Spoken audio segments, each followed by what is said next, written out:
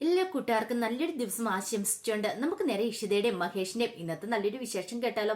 ആദ്യമായി കാണുന്നവരാണെങ്കിൽ ചാനൽ ഇഷ്ടപ്പെട്ട ഒന്ന് സബ്സ്ക്രൈബ് ചെയ്യാൻ മറക്കരുത്. വീഡിയോ ഇഷ്ടപ്പെടുവാണെങ്കിൽ ലൈക്ക് ചെയ്യാനും മറക്കരുത് കേട്ടോ. നമ്മുടെ മുന്നോട്ടുള്ള യാത്രയിൽ നിങ്ങളുടെ സപ്പോർട്ട് ലൈക്കുമാണ് നമുക്ക് ഏറ്റവും കൂടുതൽ പ്രചോദനമായി മാറിക്കൊണ്ടിരിക്കണേ. അപ്പൊ നമുക്ക് നേരെ നമ്മുടെ വിശേഷത്തിലേക്ക് പോയാലോ. അങ്ങനെ ഇന്നത്തെ വിശേഷത്തില് ഇഷിതയും മഹേഷും കൂടെ മധുരം വെക്കാനായിട്ട് ഇരിക്കുവാണ്. ആ സമയത്താണ് മഹേഷിന്റെ ഫോണിലേക്ക് ഒരു കോള് വരുവാണ്. വിവേകാണ് വിളിച്ചോണ്ടിരിക്കുന്നത്. എടാ, നീ ഇത് എവിടെ പോയതാന്ന് ചോദിക്കുക. കല്യാണത്തിന്. ആരുടെ കല്യാണത്തിന്? അയ്യോ, അത് മഹേഷിന്റെ കല്യാണത്തിന്. ഓ, ഞാനത് മറന്നുപോയി. അതെ, മീറ്റിംഗ് ഒക്കെ കൃത്യസമയത്ത് നടക്കണമെന്ന് പറയാം. ശരി ശരി, സമ്മതിച്ചെന്ന് പറയാണ്. അങ്ങനെ ഇരിക്കുമ്പോഴത്തേനും പെട്ടെന്ന് സ്വപ്നവല്ലി പറഞ്ഞു, അതെ ഇനിയിപ്പം മധുരം കൊടുക്ക ചടങ്ങ് നടത്താന്ന് പറയണം. അപ്പോഴേക്കും അടുത്ത കോള് വന്നു. അതെ, ഞാൻ പറഞ്ഞല്ലോ മീറ്റിങ്ങിനൊന്നും ഒരു കുഴപ്പം ഉണ്ടാവില്ല. അറിയാലോ, ചടങ്ങുകളൊക്കെ നല്ല ഗംഭീരമായിട്ട് തന്നെ നടക്കണമെന്ന് പറയണേ. ഇത് കേട്ട് കഴിഞ്ഞപ്പോ സ്വപ്നവല്ലി പറഞ്ഞു, ആദ്യം നീ ആ ഫോണും താഴെ വെക്ക്, ഇവിടുത്തെ ചടങ്ങും നടക്കട്ടെ, എന്നിട്ടല്ലേ ബാക്കി ചടങ്ങിന്റെ കാര്യം. ഈ ഫോൺ കണ്ടുപിടിച്ച ആരാണോ അവരെ കണ്ടു കിട്ടിയ ഞാൻ വെടിവെച്ച് കൊല്ലും എന്ന് രാമനാഥൻ പറയണം. ഈ സമയം മഹേഷ് പറഞ്ഞു, ഇനി എന്ത് ചടങ്ങ്? ചടങ്ങുകളൊക്കെ നിങ്ങൾ തന്നെ നടത്തിയാൽ മതി എന്ന് പറയാം. അത് കേട്ടതും സ്വപ്നവല്ലി പറഞ്ഞു, അതെങ്ങനെ ശരിയാവൂടെ മോനെ? ചടങ്ങുകൾ ഞങ്ങൾ നടത്തിയിട്ട് കാര്യമുണ്ടോ? നിങ്ങളല്ലേ മധുരം വെക്കേണ്ട രണ്ടുപേരും കൂടെ എന്ന് പറയണം.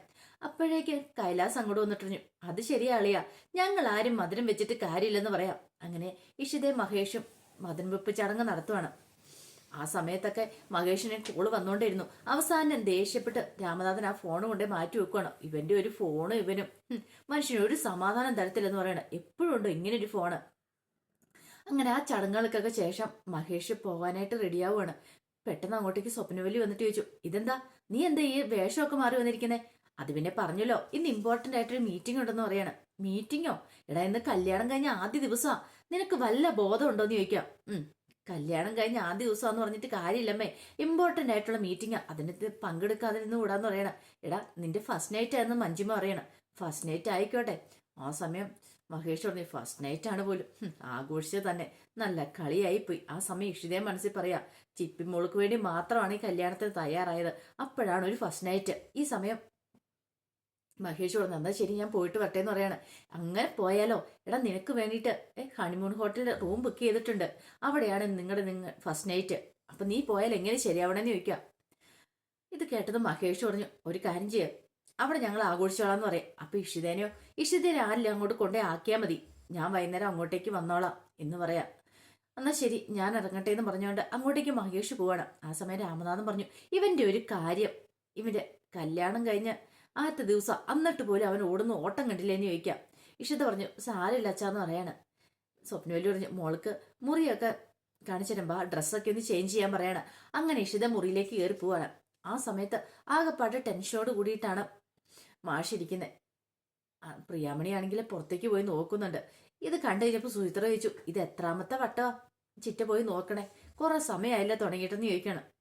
മാഷ് പറഞ്ഞു, എങ്ങനെ നോക്കാതിരിക്കും, അവൾക്ക് അത്ര കാര്യമായിരുന്നില്ലേ യേശുവിനെ ഒന്ന് കാണാൻ വേണ്ടിയിട്ടായിരിക്കും ഈ നോട്ടം. പിന്നെ എന്ന് വെച്ചാ ആഫ്രിക്കയിലോ അന്റാർട്ടിക്കയിലേക്കല്ലേ മകളെ കെട്ടിച്ചയച്ചിരിക്കുന്നേ, ഒരു റൂമിന്റെ അപ്പുറത്തുണ്ട്, പിന്നെ എന്താ കുഴപ്പമെന്ന് ചോദിക്കും. മാഷ് പറഞ്ഞു, അതൊക്കെ ശരി തന്നെയാ, പക്ഷെ എന്ന് പറഞ്ഞാലും അവളെ കാണാതിരിക്കുമ്പോൾ അത് ഭയങ്കര ഒരു ബുദ്ധിമുട്ടാന്ന് പറയണം. അപ്പോഴേക്കും പുറത്തു പോയി നോക്കിയിട്ട് അങ്ങോട്ടേക്ക് പ്രിയാമണി കയറി വരുവാണ്. പ്രിയാമണിയെ കണ്ടതും സുചിത്ര ചോദിച്ചു, നോക്കിയിട്ട് കണ്ടോന്ന് ചോദിക്കും.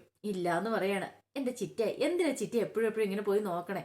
മാഷ് എഴുന്നേറ്റിട്ട് പറഞ്ഞു, അതെ നിനക്ക് പറഞ്ഞാൽ മനസ്സിലാവില്ലെന്ന് പറയണം. പ്രിയാമണി പറഞ്ഞു, അത് ശരിയാ മാഷെ, എനിക്കെന്തോ വല്ലാത്തൊരു വിഷമമെന്ന് പറയണം. മാഷ് പറഞ്ഞു, അത് ശരിയാ, മാഷിന്റെ എന്താ കണ്ണ് നിറഞ്ഞ് അവിടെ വെച്ച് അവളെ കണ്ടു കഴിഞ്ഞപ്പം, അത് പിന്നെ എത്രയാന്ന് പറഞ്ഞാലും നമ്മളെല്ലാവരും ആഗ്രഹിച്ചിരുന്ന കാര്യമല്ലായിരുന്നു അവളുടെ വിവാഹം. അവള് വിവാഹവേഷത്തിൽ നിൽക്കുന്ന കണ്ടപ്പോൾ എനിക്ക് കണ്ണ് നിറഞ്ഞു പോയെന്ന് പറയാം. പ്രിയാമണി പറഞ്ഞു, അതുപോലെ തന്നെ എനിക്കും എൻ്റെ ഏറ്റവും വലിയ ആഗ്രഹമായിരുന്നു അവളുടെ വിവാഹം എന്ന് പറഞ്ഞാൽ. എത്ര കാലമായി നമ്മൾ അവളുടെ വിവാഹം കൂടാനായിട്ട് കാത്തിരിക്കുന്നത്, അങ്ങനെ അവസാനം ആ വിവാഹം നടന്നല്ലേ എന്ന് ചോദിക്കാം. അതെ, എനിക്കിപ്പോഴും വിശ്വസിക്കാൻ പറ്റിയിട്ടില്ലെന്ന് പറയാം. അപ്പോഴേക്ക് സുചിത്ര പറഞ്ഞു, അതെ ഇനി അതൊക്കെ മതി, ഞാൻ വൈകുന്നേരം ഞാൻ വൈകുന്നേരം വീട്ടിലേക്ക് പോവാന്ന് പറയണ്.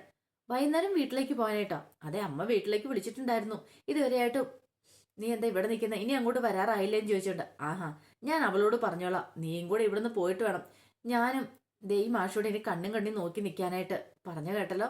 അപ്പത്തേക്കും അവളുടെ ഫോണിലേക്ക് ഒരു മെസ്സേജ് വരുന്നുണ്ട്, സുചിത്രയുടെ ഫോണിലേക്ക്. ആരാ മെസ്സേജ് അയച്ചതെന്ന് പ്രിയാമണി ചോദിക്കുകയാണ്. ഇഷിത ചേച്ചിയാ. ഇഷിത ചേച്ചി എന്താ മെസ്സേജ് അയച്ചതെന്ന് അറിയാവോ? നിങ്ങളുടെ രണ്ടുപേരുടെയും സങ്കടം മാറ്റാനുള്ള വഴിയാ പറഞ്ഞു തന്നിരിക്കുന്നത്. സങ്കടം മാറ്റാനോ? അതെ, ചിറ്റയുടെ സങ്കടം മാറ്റാനായിട്ട് പറഞ്ഞിരിക്കുന്ന വഴി എന്താണെന്നറിയാവോ? അതെ, ഇളയച്ചന് ആവശ്യമുള്ള ചായയും സാധനങ്ങളൊക്കെ ഉണ്ടാക്കിയാൽ മതിയെന്ന്, ഉണ്ടാക്കി കൊടുത്താൽ മതി ഫുഡൊക്കെ. അപ്പൊ എന്താണ് ഇളയമ്മയുടെ വിഷമങ്ങളും വേദനകളും ഒക്കെ മാറുമെന്ന് പറയണേ, ഒന്ന് പോടി അവിടുന്ന് എന്ന് പറയാണ്. എന്നും പറഞ്ഞിട്ട് അങ്ങോട്ടേക്ക് പോവാണ്. പിന്നെ അങ്ങനെ വൈകുന്നേരമായി കഴിഞ്ഞപ്പം ആദ്യം ഹണിമൂൺ ഹോട്ടലിലേക്ക് വരുന്ന മഹേഷാണ്. മഹേഷ് അങ്ങനെ വന്ന് ഇരുന്ന് കഴിയുമ്പോഴത്തേനും അയാൾ പറഞ്ഞു, അതെ റൂമൊക്കെ റെഡിയാ സാറെന്ന് പറയണം. ശരിയെന്ന് പറയണം. അങ്ങനെ കീ കൊടുത്ത് വിടുവാണ്. കീയുമായിട്ട് മഹേഷ് ഓടുവാണ്. ആ സമയത്തേക്ക് അവിടുത്തെ മാനേജർ വന്നിട്ട് പറഞ്ഞു, അതെ എല്ലാ കാര്യങ്ങളും ഓക്കെ അല്ലേ, അവരെപ്പോഴും റൂമൊക്കെ ബുക്ക് ചെയ്യുന്ന ഇവിടെയാണ്, അവരുടെ കമ്പനിയിൽ എന്ത് ആവശ്യമുണ്ടെങ്കിലും അവർക്ക് വേണ്ടിയിട്ട്, അപ്പോൾ അതുകൊണ്ട് ഒന്നിനും ഒരു കുറവ് വരുത്തില്ലെന്ന് പറയണം. ഇല്ല സാർ, ഒന്നിനും ഒരു കുറവ് വരുമില്ലെന്ന് റിസപ്ഷനിൽ ഇരിക്കുന്ന അയാൾ പറയുകയാണ്. ആ സമയം മഹേഷ് ഓടി മുറിയിലേക്ക് ചെല്ലുവാണ്. പെട്ടെന്ന് തന്നെ സോക്സ് ഇതെല്ലാം ഊരിയിട്ട് നേരെ ബാത്റൂമിലേക്ക് ഓടുവാണ്. എൻ്റെ ദൈവമേ, ഇന്ന് എന്ത് ഫുഡാണോ എന്തോ അവർ തന്ന്, ആ ഫുഡ് കഴിച്ചപ്പോൾ തൊട്ട് തുടങ്ങിയ പ്രശ്നങ്ങളാണല്ലോ ഇതെന്നോർത്ത് അങ്ങനെ പോയിട്ട് വന്നിരിക്കുവാണ്. അപ്പോഴേക്കും കോള് വന്നു. കോള് വന്നിച്ചപ്പോഴത്തേനും പറഞ്ഞു, വെച്ചിട്ട് പോടാ, ഇവിടെ മനുഷ്യനാണെങ്കിൽ ആ പാടെ എന്ത് ചെയ്യണമെന്ന് അറിയത്തില്ല, അങ്ങോട്ടും ഇല്ല ഇങ്ങോട്ടും ഇല്ലാത്ത അവസ്ഥയിൽ കിടന്ന് ഓട്ടപ്പാച്ചിൽ നടത്തിക്കൊണ്ടിരിക്കുക എന്ന് പറയാണ്. ആ ഫുഡ് കൊടുത്ത അവരെ കണ്ടു കഴിയുമ്പോൾ അതും വലിച്ചു കീറും എന്നൊക്കെ പറഞ്ഞുകൊണ്ട് വീണ്ടും ബാത്റൂമിലേക്ക് പോവാണ്. അങ്ങനെ ഇത് തന്നെ കുറേ തവണ കണ്ടിന്യൂസ് ഇത് തന്നെയാണ്. അവസാനം മഹേഷ് തളർന്നു പോയി. ആദ്യം പാൻ്റൊക്കെ ഇട്ടുകൊണ്ടിരുന്ന പാൻ്റൊക്കെ മാറ്റി അവസാനം ടവലിലേക്ക് ആയി. കാരണം പാൻ്റ് ഊരാനുള്ള സമയം പോലും ഇല്ലാത്തൊരവസ്ഥയിലേക്ക് കാര്യങ്ങൾ നീങ്ങിക്കൊണ്ടിരിക്കുക. അങ്ങനെ അവശനായി കഴിഞ്ഞ് കഴിഞ്ഞപ്പോഴത്തേനും മഹേഷ് വന്നിട്ട് റിസപ്ഷനിലേക്ക് വിളിക്കുകയാണ്. റിസപ്ഷനിലേക്ക് വിളിച്ചിട്ട് പറഞ്ഞു, എനിക്കൊരു കാര്യം ഹെൽപ്പ് വേണമെന്ന് പറയണേ. ഇത് കേട്ട് കഴിഞ്ഞപ്പോഴത്തേനും, സാർ എന്ത് വേണമെന്ന് പറഞ്ഞാൽ മതി, എങ്ങനെയുണ്ട്, കുഴപ്പമൊന്നുമില്ല അല്ലേന്ന് ചോദിക്കണേ. കുഴപ്പമൊന്നുമില്ല, വേറെ പ്രശ്നങ്ങളൊന്നുമില്ല, പക്ഷേ എങ്കിലേ എന്താണെന്നറിയത്തില്ല, വല്ലാത്തൊരു ആദ്യം വിഷമം വെപ്രാളം എന്ന് പറയണേ. അതൊന്നും കുഴപ്പമില്ല സാർ, അതൊക്കെ മാറിക്കുള്ളൂ എന്ന് പറയണേ. അതെ, എനിക്ക് ഒരു മെഡിസിൻ വാങ്ങുന്നത് പറയണം. മെഡിസിനോ? അതെ, ഈ പ്രിക്കോഷന് വേണ്ടിയിട്ടുള്ളത്. അവർക്ക് വേറെ ഇതാ അവർ തെറ്റിദ്ധരിച്ചേ. പെട്ടെന്ന് തന്നെ ശരി സാറിന് ഒരു കോള് കട്ടിയാണ്. ഈ സമയം മഹേഷ് പറഞ്ഞു, അത് പിന്നെ എനിക്ക് നല്ല ലൂസ് മോഷനാണ്, അപ്പം അതിന് വേണ്ടിയിട്ടുള്ള മെഡിസിന്. പക്ഷെ അത് കേൾക്കുന്നതിന് മുമ്പ് അവർ കോള് കട്ട് ചെയ്തിട്ടുണ്ടായിരുന്നു. അപ്പോഴേക്കും മഹേഷിന് വീണ്ടും തോന്നി. മഹേഷ് വീണ്ടും ഓടുവാണ്. അങ്ങനെ ഇരിക്കുന്ന സമയത്താണ് ഇഷിത അങ്ങോട്ടേക്ക് വരുന്നത്. ഇഷിത വന്നിട്ട് ഞാൻ ഡോക്ടർ ഇഷിത എന്ന് പറയണം. ആ ശരി മാഡം, മനസ്സിലായി. റൂം നമ്പറൊക്കെ പറഞ്ഞു കൊടുക്കുവാണ്. അങ്ങനെ ഇഷിത നേരെ റൂമിലേക്ക് ചെല്ലുവാണ്. റൂമിലേക്ക് എന്ന് കഥ തുറന്നു കഴിയുമ്പോഴത്തേനും കട്ടിലേല് മഹേഷിന്റെ പാൻറ്റും ഇതെല്ലാം ഉണ്ടായിരുന്നു. ഓഹോ, ബാത്റൂമിലാന്ന് തോന്നേ, കുളിക്കുവാന്ന് തോന്നേ. അങ്ങനെ ഓർത്തിരുന്ന് കഴിയുമ്പോഴത്തേനുമാണ് കോളിംഗ് ബെല്ല് അടിക്കുന്നതായിട്ട്. നോക്കിക്കഴിഞ്ഞപ്പോഴത്തേനും ഒരു മെഡിസിനുമായിട്ട് വന്നിരിക്കുന്ന ദേ ഇവിടെ ഓർഡർ ചെയ്തിട്ടുണ്ടായിരുന്നു പറഞ്ഞിട്ട് ആ കവർ അങ്ങോട്ട് കൊണ്ടേ കൊടുക്കുകയാണ്. ഇഷ്ടം നോക്കിക്കഴിഞ്ഞപ്പോൾ ഒരു മെഡിസിന്റെ കവറാ. ഇതെന്തായിരിക്കും പോലും മെഡിസിന്റെ കവർ? അങ്ങനെ എന്തായാലും തുറന്നു നോക്കാന്നോർത്ത് മഹേഷിനല്ലേ നോക്കി കഴിഞ്ഞപ്പോഴത്തേനും എന്താ പ്രഗ്നൻസി പ്രിവെൻഷനുള്ള മെഡിസിനോ? ഓഹോ, അപ്പൊ എല്ലാം തീരുമാനിച്ചിട്ടാ വന്നിരിക്കുന്നത്. പ്രഗ്നൻസി പ്രിവെൻഷൻ ആദ്യ രാത്രി തന്നെ, കൊള്ളാലോ. അപ്പൊ ഇതായിരുന്നു മനസ്സിലുള്ള ഐഡിയ. ആ സമയം ആകെപ്പാടെ അവശനായിട്ടൊരു ഒരു ടവലൊക്കെ എടുത്ത് ഇങ്ങനെ മഹേഷ് ബാത്റൂമിൽ നിന്ന് ഇറങ്ങി വരിക. മഹേഷ് വന്നു കഴിഞ്ഞപ്പോൾ ഇഷിത ചോദിച്ചു, ഓഹോ, അപ്പൊ ഇതായിരുന്നില്ലേ നിങ്ങളുടെ മനസ്സിലിരിപ്പല്ലേന്ന് ചോദിക്കുകയാണ്. ആഹാ, അപ്പൊ ഞാന് വെറുതെ അല്ല വിചാരിച്ചേ എന്ന് ചോദിക്കുകയാണ്. ഇത് കേട്ടതും മഹേഷ് പറഞ്ഞു, എന്താ നീ പറയണേന്ന് ചോദിക്കുകയാണ്. ഇത് കേട്ടതും ഇഷിത പറഞ്ഞു, എന്നാലും ഇത്രയ്ക്ക് വേണ്ടിയിരുന്നില്ല, അത് പിന്നെ സംഭവിച്ചു പോയതാ എന്ന് പറയാണ്. എന്നാലും നിങ്ങൾ ഇത്രയ്ക്കൊരു മനുഷ്യരാന്ന് ഞാൻ കരുതിയില്ലെന്ന് പറയാണ്. അതങ്ങനെ പറയരുത്, കാരണം നമുക്ക് പിടിച്ചു വെക്കാൻ പറ്റാത്ത ചില കാര്യങ്ങളൊക്കെ ഉണ്ടല്ലോ, അതുകൊണ്ടാ. അപ്പൊ ഈ മെഡിസിൻ എന്തിനു വേണ്ടി വാങ്ങിയതാന്ന് ചോദിക്കുകയാണ്. അത് പിന്നെ അത് കഴിക്കാതിരിക്കാൻ പറ്റില്ല, കാരണം എനിക്ക് അത്രയ്ക്ക് ഇതരാ, കാരണം അത് കഴിക്കാതിരുന്നിട്ടുണ്ടെങ്കിൽ എനിക്ക് പറ്റില്ല, ഞാൻ ആകെപ്പാടെ അത്രയ്ക്ക് മുട്ടിയിരിക്കുമെന്ന് പറഞ്ഞാൽ. ഈ മനുഷ്യന്റെ ഒരു കാര്യം ഇങ്ങനെ ഇത് എന്ത് വൃത്തിയോടൊക്കെ ഈ പറയണേ. പെട്ടെന്ന് ഇഷിത പറഞ്ഞു, ഓഹോ, അപ്പൊ ഇതിനു വേണ്ടിയിട്ടായിരുന്നു നിങ്ങൾ കല്യാണം കഴിച്ചല്ലേ? അങ്ങനെയൊന്നും പ്രതീക്ഷയില്ല, പക്ഷെ ഇപ്പൊ എനിക്ക് കൺട്രോൾ ചെയ്യാൻ പറ്റുന്നില്ല, അതുകൊണ്ടാണ് മെഡിസിൻ വാങ്ങിയത്. എത്രയും പെട്ടെന്ന് തന്നെ വേണമെന്ന് പറയണം, അല്ലെങ്കിൽ ഇപ്പൊ തന്നെ ഇനിയും പോകുന്നു പറയാം. എന്റെ ഭഗവാനെ, ഇങ്ങനെ ഇത് എന്തൊക്കെയാ പറയണേ, ഒന്നും അങ്ങോട്ട് മനസ്സിലാവുന്നില്ലല്ലോ. ആ മെഡിസിൻ ഇങ്ങോട്ട് തരാൻ പറയാണ്. പെട്ടെന്ന് ആ മെഡിസിൻ അങ്ങോട്ട് കയ്യിലേക്ക് വാങ്ങി കഴിയുമ്പോൾ ഇഷിത ഇങ്ങനെ ഞെട്ടിത്തിരിച്ച് നോക്കുവാണ്. എന്റെ ഭഗവാൻ, ഇയാൾ എന്തൊക്കെയാ കാണിക്കണേന്ന്. ആ മെഡിസിൻ അങ്ങനെ മേടിച്ച് കഴിഞ്ഞപ്പോഴാണ് എൻ്റെ പേര് നോക്കുന്നത്. ഇതോ? ഇതെന്ന് പറഞ്ഞ് ഒറ്റ ഏറ് കൊടുക്കുവാണ്. ഇതെന്തിനാ ഇപ്പം മേടിച്ചേ? ഓഹോ, അപ്പൊ നീ രണ്ടും കൽപ്പിച്ചല്ലേ നിഷിതയോട് ചോദിക്കുവാണ്. ഞാൻ എന്ത് കൽപ്പിച്ചെന്ന്? വേണ്ട, കൂടുതലൊന്നും പറയണ്ടെന്ന് പറയാണ്. ഇത് കേട്ട് കഴിഞ്ഞപ്പോൾ മഹേഷ് പറഞ്ഞു, നീ എന്താ വിചാരിച്ച എന്നെ കുറിച്ച്? അതെ, എനിക്ക് നല്ല ലൂസ് മോഷൻ കാരണം ഞാൻ എത്ര സമയമായെന്നറിയോ, അപ്പൊ അതിന് വേണ്ടിയിട്ട് ഞാൻ മെഡിസിൻ പറഞ്ഞെന്ന് പറയണം.